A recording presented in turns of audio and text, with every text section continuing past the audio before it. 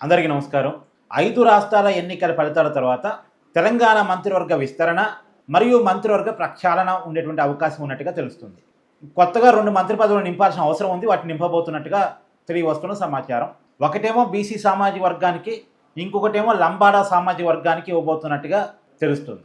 BC సామాజిక వర్గానికి ఒక మంత్రి పదవి అంటే మేబీ నాకున్న అంచనా మేరకు ఇప్పుడు పీసీ అధ్యక్షుడిగా ఉన్నటువంటి మహేష్ కుమార్ గౌడ్ని మంత్రివర్గంలో తీసుకునే అవకాశం ఉంది. పీసీ అధ్యక్షుడిగా ఇంకొత్త వ్యక్తిని ఎవరన్నా నియమించే అవకాశం ఉంది. మరి లంబాడా సామాజిక వర్గానికి, ఆ సామాజిక వర్గానికి సంబంధించిన ఎవరికి ఇస్తారో అనేది చూడాలి. 2-3 అయితే పోటీలో ఉన్నారు. ఎవరికి అదృష్టం లభిస్తుందనేది చూడాలి.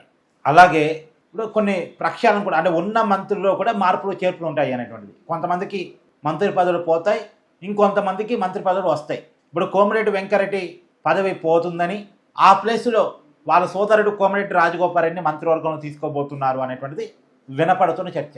అంటే కోమరెడ్డి వెంకరెడ్డికి ఏమో వేరే ఏదైనా పదవి అప్పచెప్తారు, మంత్రి పదవిలోకి రాజగోపాల్ రెడ్డిని తీసుకుంటారు. గత కొంతకాలంగా గొడవ చేస్తున్నాడు కానీ నాకు మంత్రి పదవి కావాలి, నాకు మంత్రి పదవి కావాలని. ఆయనకి మంత్రి పదవి రాబోతుంది.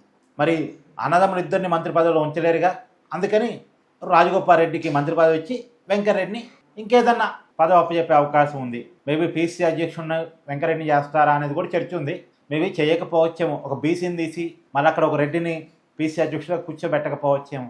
నిజానికి పీసీ అధ్యక్షుడి రేసులో మహేష్ కుమార్ గౌడ్ని కనుక ఒకవేళ తీసి ఆయన మంత్రివర్గంలో తీసుకుంటే ఆ ప్లేసులో మధు యాస్కి గౌడ్ని పెడతారని, జగ్గారెడ్డికి ఇస్తారని, కోమరెడ్డి వెంకరెడ్డికి ఇస్తారని ఇలా చర్చలు ఉన్నాయి. చూడాలి రాబోయే కాలంలో ఏం జరిగింది అనేటువంటిది.